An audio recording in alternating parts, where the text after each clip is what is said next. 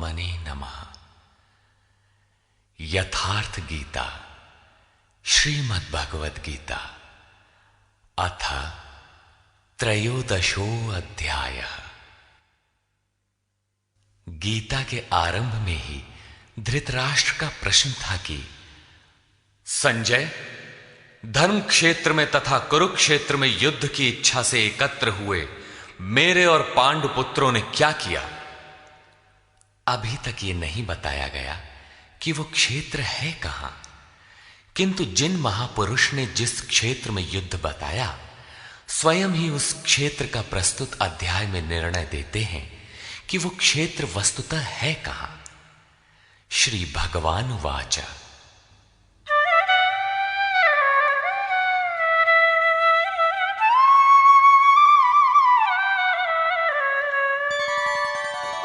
इदं शरीरं कौन्तेय क्षेत्रमित्यभिधीयते एतद्यो वेत्ति तं प्राहुः क्षेत्रज्ञ इति तद्विदः।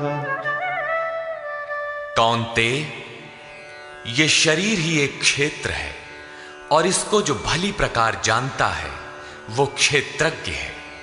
वो उसमें फंसा नहीं है बल्कि उसका संचालक है, ऐसा उस तत्व को विदित करने वाले महापुरुषों ने कहा है। शरीर तो एक ही है, उसमें धर्म क्षेत्र और कुरुक्षेत्र ये दो क्षेत्र कैसे? वस्तुतः इस एक ही शरीर के अंतराल में अंतःकरण की दो प्रवृत्तियां पुरातन हैं। एक तो परम धर्म परमात्मा में प्रवेश दिलाने वाली पुण्यमयी प्रवृत्ति दैवी संपद है और दूसरी है आसुरी संपद, दूषित दृष्टिकोण से जिसका गठन है, जो नश्वर संसार में विश्वास दिलाती है।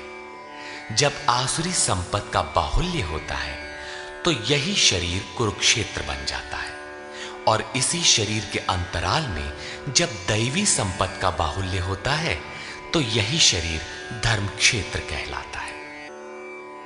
ये चढ़ाव उतार बराबर लगा रहता है, किंतु तत्वदर्शी महापुरुष के सान्निध्य से जब कोई अनन्य भक्ति द्वारा आराधना में प्रवृत्त होता है तो दोनों प्रवृत्तियों में निर्णायक युद्ध का सूत्रपात हो जाता है। क्रमशः दैवी संपद का उत्थान और आसुरी संपद का शमन हो जाता है। आसुरी संपद के सर्वथा शमन के उपरांत परम के दिग्दर्शन की अवस्था आती है। दर्शन के साथ ही दैवी संपद की आवश्यकता समाप्त हो जाती है, अतः वो भी परमात्मा में स्वतः विलय हो जाती है। भजने वाला पुरुष परमात्मा में प्रवेश पा जाता है। 11वें अध्याय में अर्जुन ने देखा कि कौरव पक्ष के अनंतर पांडव पक्ष के योद्धा भी योगेश्वर में विलीन होते जा रहे हैं। इस विलय के पश्चात पुरुष का जो स्वरूप है वही क्षेत्रज्ञ है। आगे देखें।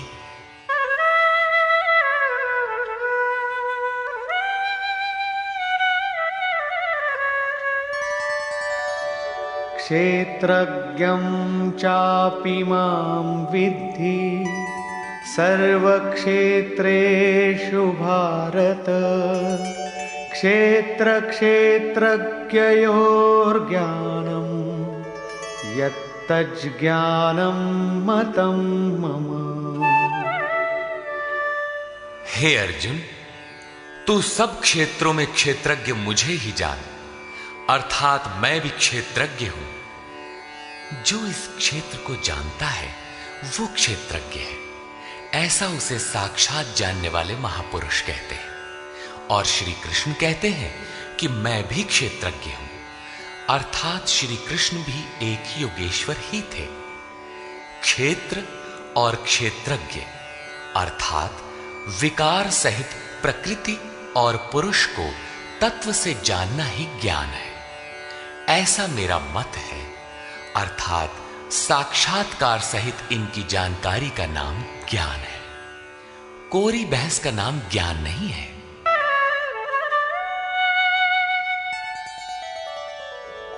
तत्क्षेत्रं यच्च यादृक् च यद्विकारी यतश्च यत् स च यो यत्प्रभावश्च तत्समासेन मे शृणु।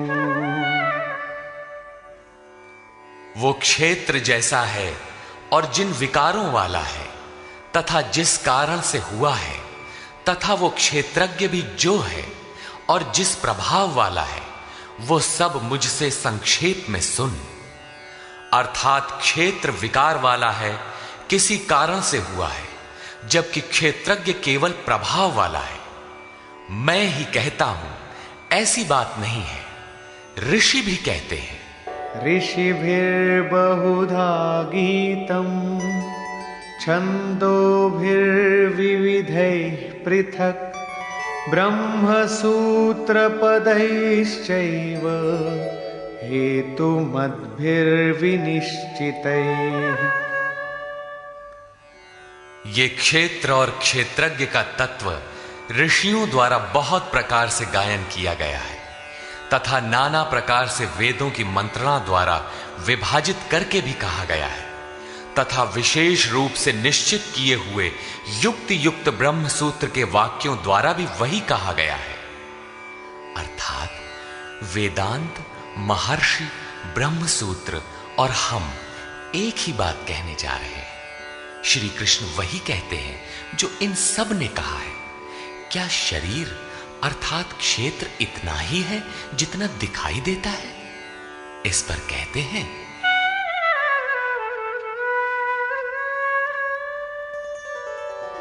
महाभूतान्यहंकारो बुद्धिरव्यक्तमेव च इन्द्रियाणि दशैकञ्च पंचचेन्द्रियगोचराः। अर्जुन, पंच महाभूत अर्थात क्षिति, जल, पावक, गगन, समीर, अहंकार, बुद्धि और चित्त। चित्त का नाम न लेकर उसे अव्यक्त परा प्रकृति कहा गया, अर्थात मूल प्रकृति पर प्रकाश डाला गया है, जिसमें परा प्रकृति भी सम्मिलित है। उपर्युक्त आठों अष्टधा मूल प्रकृति है तथा 10 इंद्रियां आंख, नाक, कान, त्वचा, जिह्वा, रसना, हाथ, पैर, उपस्थ तथा गुदा, एक मन और 5 इंद्रियों के विषय रूप, रस, गंध, शब्द और स्पर्श तथा इच्छा, द्वेषः, सुखं दुःखं, संघातश्चेतना, धृतिः, एतत् क्षेत्रं समासेन सविकारमुदाहृतम्। इच्छा, द्वेष, सुख दुख और सबका समूह स्थूल देह का ये पिंड, चेतना और धैर्य, इस प्रकार ये क्षेत्र विकारों सहित संक्षेप से कहा गया। संक्षेप में यही क्षेत्र का स्वरूप है जिसमें बोया हुआ भला और बुरा बीज संस्कारों के रूप में उगता है। शरीर ही क्षेत्र है। शरीर में गारा मसाला किस वस्तु का है? तो यही 5 तत्व, 10 इंद्रियां, एक मन इत्यादि जैसा लक्षण ऊपर गिनाया गया है। इन सब का सामूहिक संघात पिंड शरीर है। जब तक ये विकार रहेंगे तब तक ये पिंड भी विद्यमान रहेंगे, इसलिए कि ये विकारों से बना है। अब उस क्षेत्रज्ञ का स्वरूप देखें जो इस क्षेत्र में लिप्त नहीं बल्कि उससे निवृत्त है।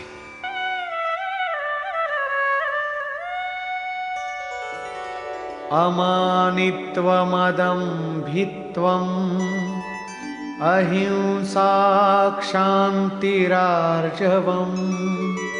आचार्योपासनं शौचं स्थैर्यमात्मविनिग्रहः।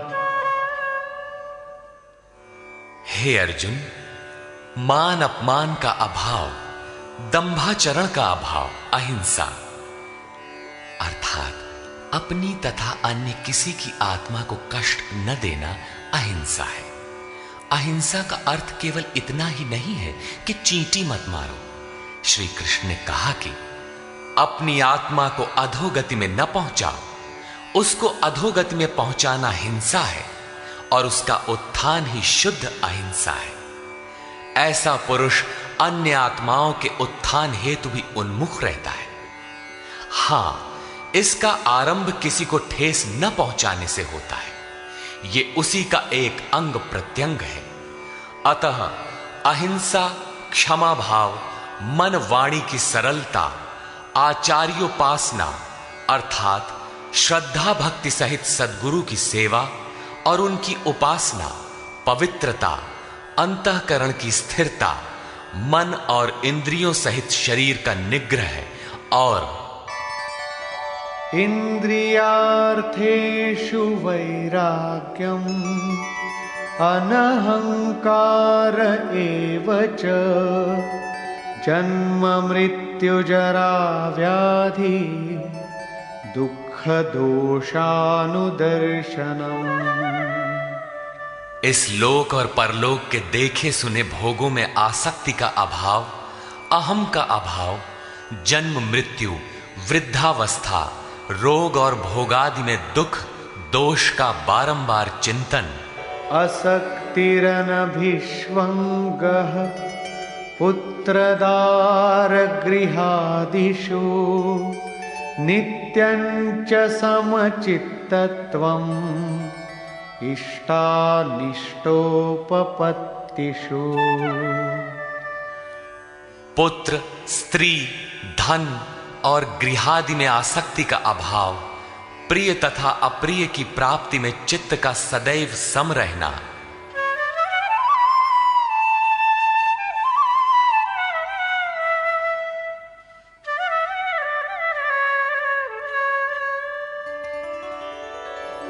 मयि चानन्ययोगेन भक्तिरव्यभिचारिणी विविक्तदेशसेवित्वम् अरतिर्जन संसदी।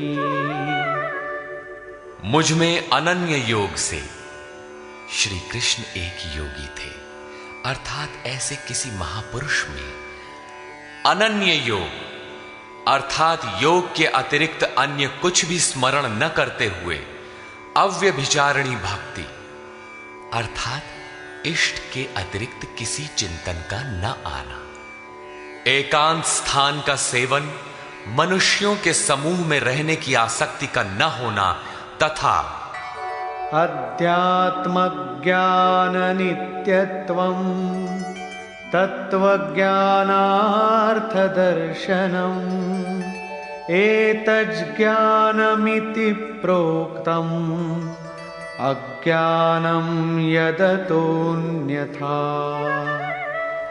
आत्मा के आधिपत्य वाले ज्ञान में एक रस स्थिति और तत्व ज्ञान के अर्थ स्वरूप परमात्मा का साक्षात्कार, ये सब तो ज्ञान है और इससे जो विपरीत है वो सब अज्ञान है। ऐसा कहा गया है। उस परम तत्व परमात्मा के साक्षात्कार के साथ मिलने वाली जानकारी का नाम ज्ञान है। अध्याय 4 में उन्होंने कहा कि यज्ञ की पूर्ति में यज्ञ जिसे शेष छोड़ता है, उस ज्ञानामृत का पान करने वाला सनातन ब्रह्म में प्रवेश पा जाता है। अतः ब्रह्म के साक्षात्कार के साथ मिलने वाली जानकारी ज्ञान है। यहां भी वही कहते हैं कि तत्व स्वरूप परमात्मा के साक्षात्कार का नाम ज्ञान है। इसके विपरीत सब अज्ञान है। अमानित्व इत्यादि उपर्युक्त लक्षण इस ज्ञान के पूरक हैं। ये प्रश्न पूरा हुआ।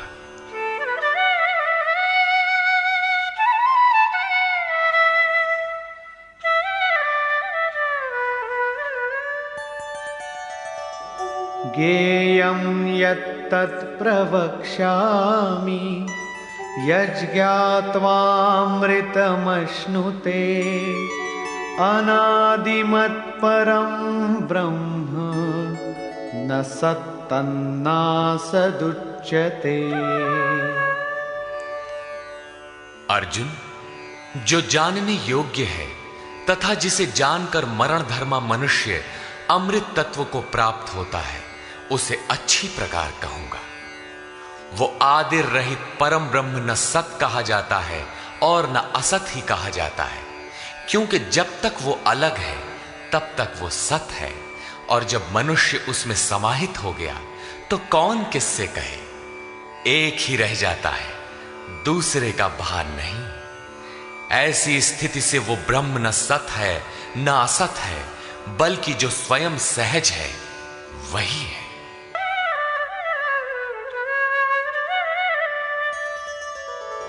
सर्वतः पाणिपादं तत् सर्वतोक्षिशिरोमुखं सर्वतः श्रुतिमल्लोके सर्वमावृत्य तिष्ठति।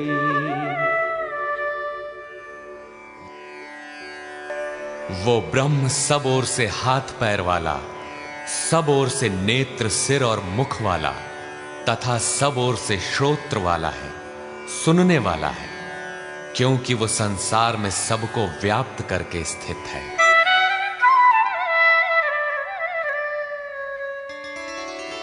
सर्वेन्द्रियगुणाभासं सर्वेन्द्रियविवर्जितम् असक्तं सर्वभृच्चैव निर्गुणं गुणभोक्तृ च।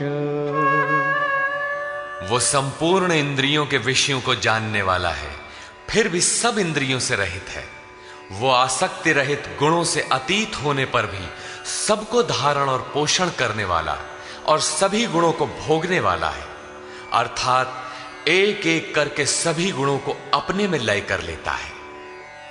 जैसा श्री कृष्ण कह आए हैं कि यज्ञ और तपों को भोगने वाला मैं हूं, अंत में संपूर्ण गुण मुझ में विलय हो जाते हैं।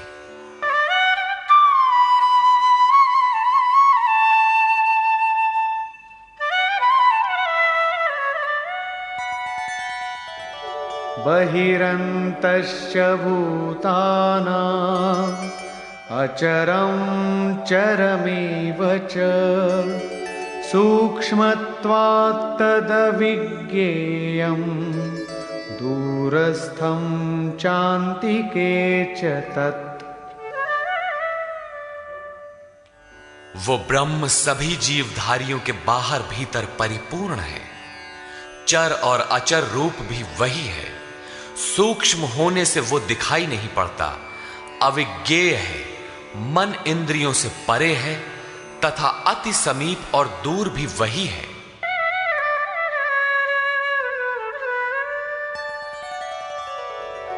अविभक्तं च भूतेषु विभक्तमिव च स्थितं भूतभर्तृ च तज्ज्ञेयं ग्रसिष्णु प्रभविष्णु च।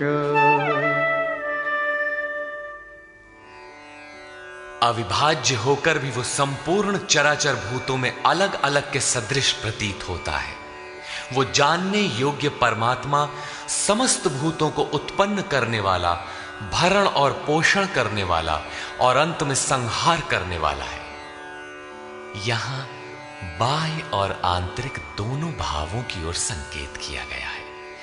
जैसे बाहर जन्म और भीतर जागृति, बाहर पालन और भीतर योग क्षेम का निर्वाह, बाहर शरीर का परिवर्तन और भीतर सर्वस्व का विलय, अर्थात भूतों की उत्पत्ति के कारणों का लय और उस लय के साथ ही अपने स्वरूप को प्राप्त हो जाता है।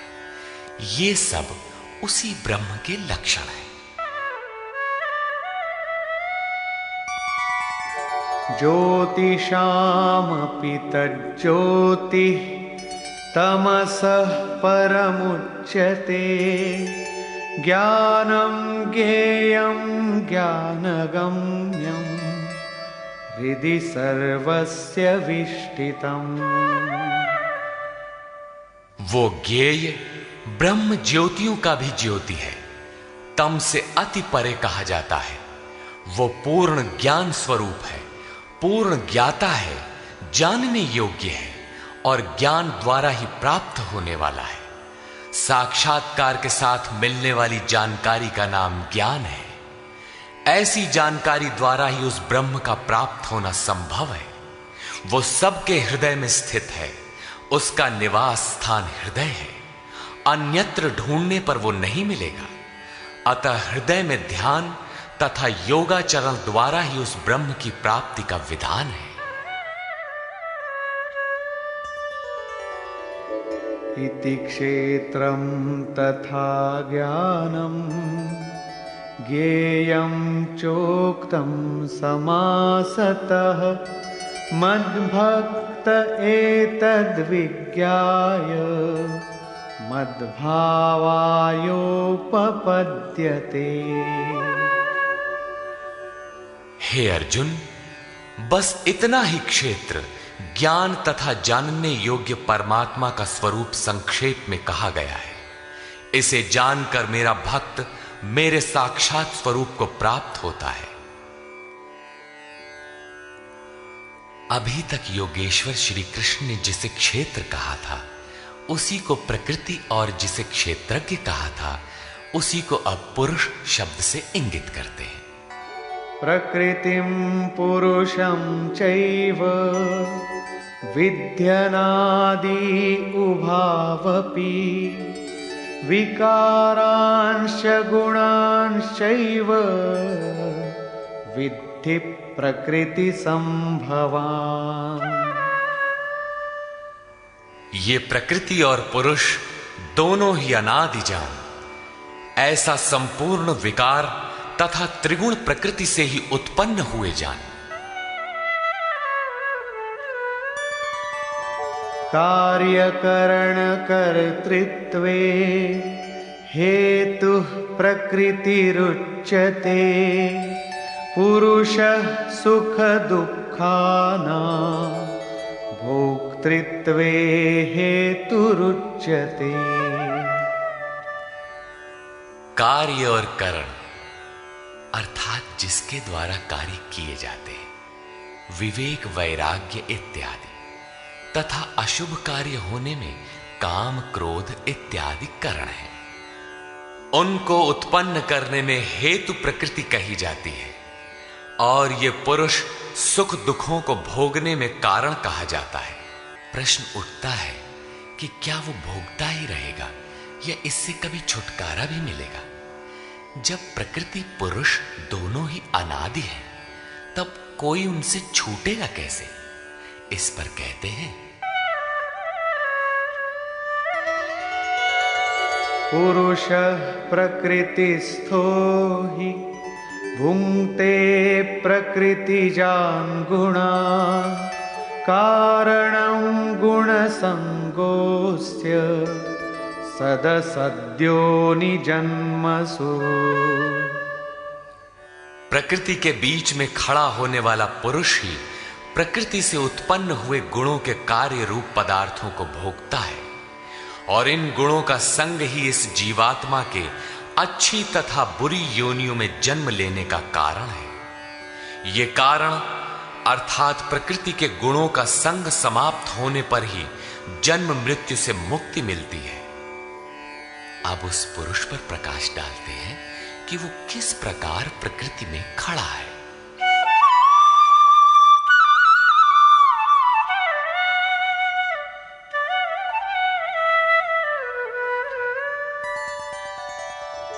उपद्रष्टानुमन्ता च भर्ता भोक्ता महेश्वरः परमात्मेति चाप्युक्तो देहेऽस्मिन् पुरुषः परः। वो पुरुष उपद्रष्टा, हृदय देश में बहुत ही समीप, हाथ पांव मन जितना आपके समीप है, उससे भी अधिक समीप दृष्टा के रूप में स्थित है। उसके प्रकाश में आप भला करें बुरा करें, उसे कोई प्रयोजन नहीं है। वो साक्षी के रूप में खड़ा है।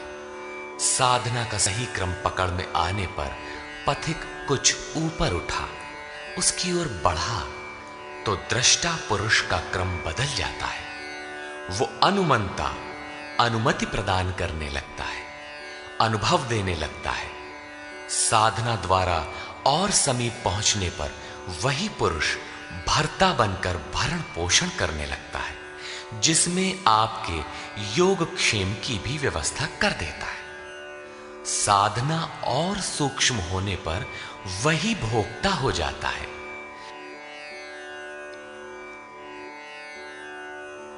भोक्तारम यज्ञ तपसाम, यज्ञ तप जो कुछ भी बन पड़ता है सबको वो पुरुष ग्रहण करता है, और जब ग्रहण कर लेता है उसके बाद वाली अवस्था में महेश्वर महान ईश्वर के रूप में परिणत हो जाता है।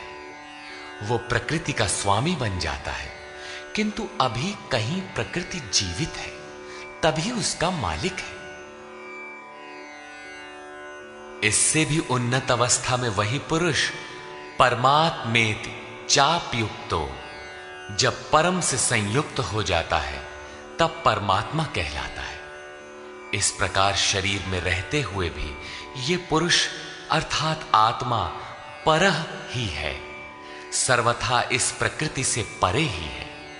अंतर इतना ही है कि आरंभ में ये दृष्टा के रूप में था, क्रमशः उत्थान होते होते परम का स्पर्श कर परमात्मा के रूप में परिणत हो जाता है।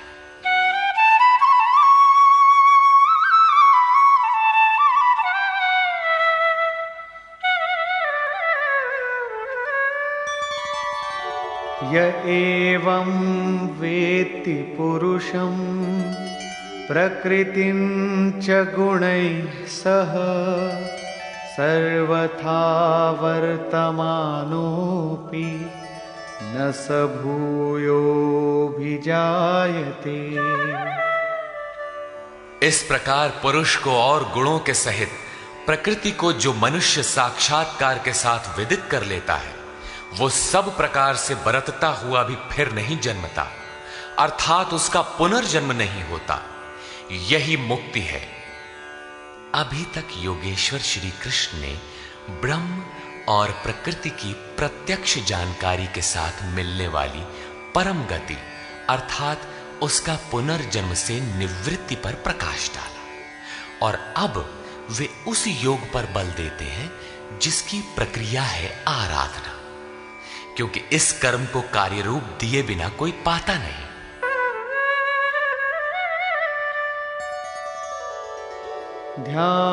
ध्यानेनात्मनि पश्यन्ति केचिदात्मानमात्मना अन्ये सांख्येन योगेन कर्मयोगेन चापरे।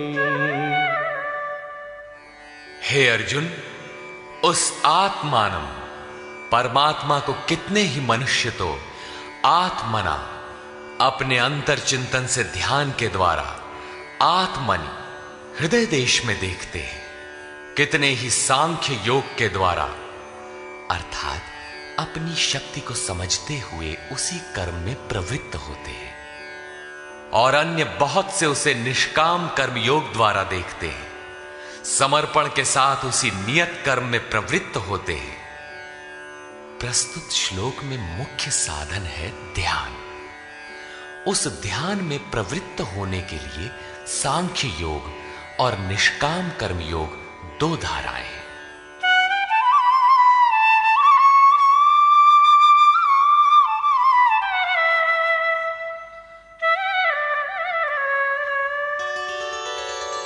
अन्ये त्वेवमजानन्तः श्रुत्वान्येभ्य उपासते तेऽपि चातितरन्त्येव मृत्योर्मुक्षीयते। मृत्युं श्रुतिपरायणा।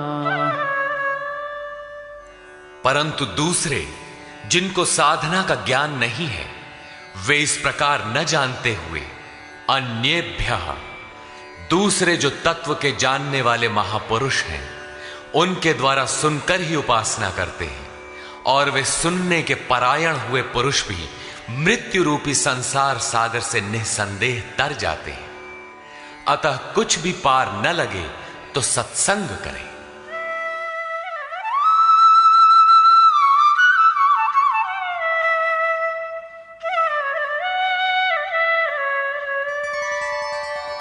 यावत् संजायते किंचित सत्वं स्थावरजंगमम् क्षेत्र क्षेत्रज्ञ संयोगात् तद्विद्धि भरतर्षभ। हे अर्जुन, यावन मात्र जो कुछ भी स्थावर जंगम वस्तुएं उत्पन्न होती हैं, उन संपूर्ण को तू क्षेत्र और क्षेत्रज्ञ के संयोग से ही उत्पन्न हुई जान। प्राप्ति कब होती है, इस पर कहते हैं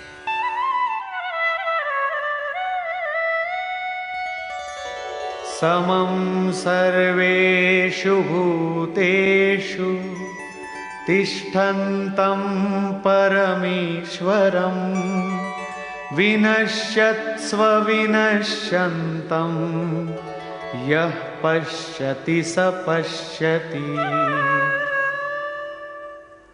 जो पुरुष विशेष रूप से नष्ट होते हुए चराचर सभी भूतों में नाश रहित परमेश्वर को संभाव से स्थित देखता है, वही यथार्थ देखता है। अर्थात उस प्रकृति के विशेष रूप से नष्ट होने पर ही वो परमात्म स्वरूप है, इससे पहले नहीं। इसी पर पीछे अध्याय 8 में भी कहा था, भूत भावोद्भव करो विसर्गः कर्म संज्ञितः।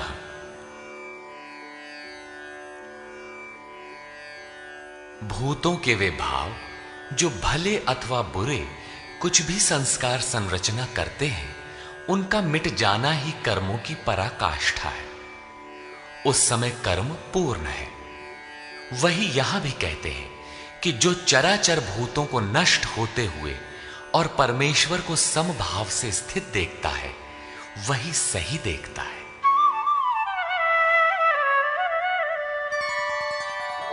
समं पश्यन् हि सर्वत्र समवस्थितमीश्वरं न हि नस्त्यात्मनात्मानं ततो याति परां गतिम्।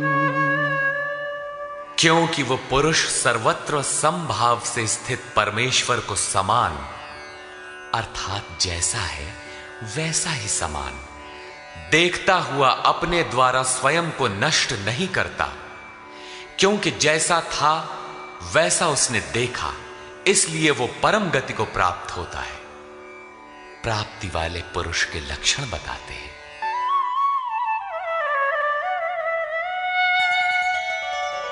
प्रकृत्यैव च कर्माणि क्रियमाणानि सर्वशः यः पश्यति तथात्मानम् अकर्तारं स पश्यति। जो पुरुष संपूर्ण कर्मों को सब प्रकार से प्रकृति द्वारा ही किया जाता देखता है, अर्थात जब तक प्रकृति है तभी तक कर्मों का होना देखता है, तथा आत्मा को अकर्ता देखता है, वही यथार्थ देखता है।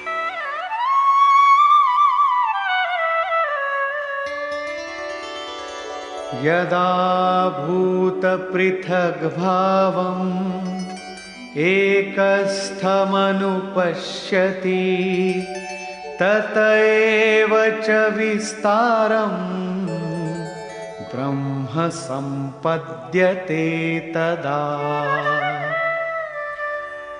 जिस काल में मनुष्य भूतों के न्यारे न्यारे भावों में एक परमात्मा को प्रवाहित स्थित देखता है तथा उस परमात्मा से ही संपूर्ण भूतों का विस्तार देखता है, उस समय वो ब्रह्म को प्राप्त होता है। जिस क्षण यह अवस्था आ गई उसी क्षण वो ब्रह्म को प्राप्त होता है। ये लक्षण भी स्थित प्रज्ञ महापुरुष का ही है।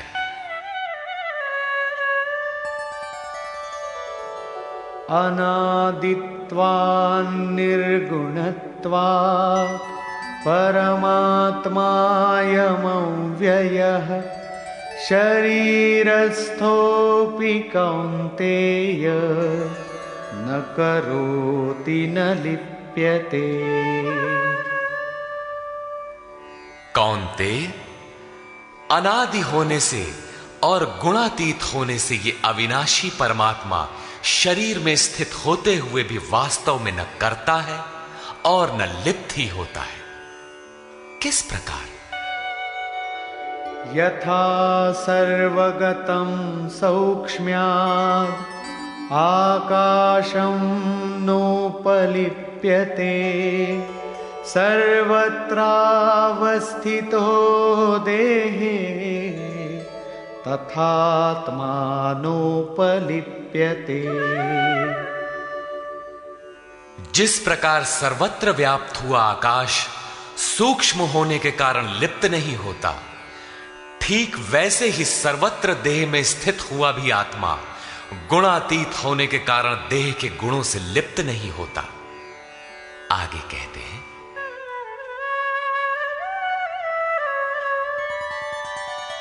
यथा प्रकाशयत्येकः कृत्स्नं लोकमिमं रविः क्षेत्रं क्षेत्री तथा कृत्स्नं प्रकाशयति भारत। अर्जुन, जिस प्रकार एक ही सूर्य संपूर्ण ब्रह्मांड को प्रकाशित करता है, उसी प्रकार एक ही आत्मा संपूर्ण क्षेत्र को प्रकाशित करता है। अंत में निर्णय देते हैं, क्षेत्र क्षेत्रज्ञयोरेवम् अंतरं ज्ञान चक्षुषा भूत प्रकृति मोक्षं च ये विदुर्यान्ति ते परम्।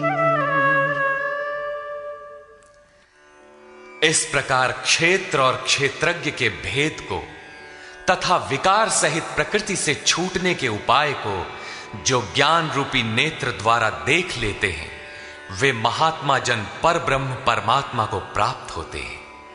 अर्थात क्षेत्र क्षेत्रज्ञ को देखने की आंख ज्ञान है और ज्ञान साक्षात्कार का ही पर्याय है। निष्कर्ष, गीता के आरंभ में धर्म क्षेत्र कुरुक्षेत्र का नाम तो लिया गया, किंतु वो क्षेत्र वस्तुतः है कहां? वो स्थल बताना शेष था, जिसे स्वयं शास्त्रकार ने प्रस्तुत अध्याय में स्पष्ट किया कि कौन्तेय, ये शरीर ही एक क्षेत्र है। जो इसको जानता है वो क्षेत्रज्ञ है। शरीर जो क्षेत्र है, क्या इतना ही है जितना दिखाई देता है? इसके होने के पीछे जिनका बहुत बड़ा हाथ है, उन्हें गिनाते हुए बताया कि अष्टधा मूल प्रकृति, अव्यक्त प्रकृति, 10 इंद्रियां और मन, इंद्रियों के 5 विषय, आशा, तृष्णा और वासना, इस प्रकार इन विकारों का सामूहिक मिश्रण ये शरीर है। जब तक ये रहेंगे तब तक शरीर किसी न किसी रूप में रहेगा ही। यही क्षेत्र है जिसमें बोया भला बुरा बीज संस्कार रूप से उगता है। जो इसका पार पा लेता है वो क्षेत्रज्ञ है। क्षेत्रज्ञ का स्वरूप बताते हुए उन्होंने ईश्वरीय गुण धर्मों पर प्रकाश डाला और कहा कि क्षेत्रज्ञ इस क्षेत्र का प्रकाशक है। अतः ओम तत्सदिति श्रीमद् भगवद गीता सूपनिषत्सु ब्रह्म विद्यायाम योग शास्त्रे श्री कृष्णार्जुन संवादे क्षेत्र क्षेत्रज्ञ विभाग योगो नाम त्रयोदशोऽध्यायः। इस प्रकार स्वामी अड़गड़ानंद कृत श्रीमद् भगवद गीता के भाष्य यथार्थ गीता का 13वां अध्याय पूर्ण होता है। हरि ओम तत्सत।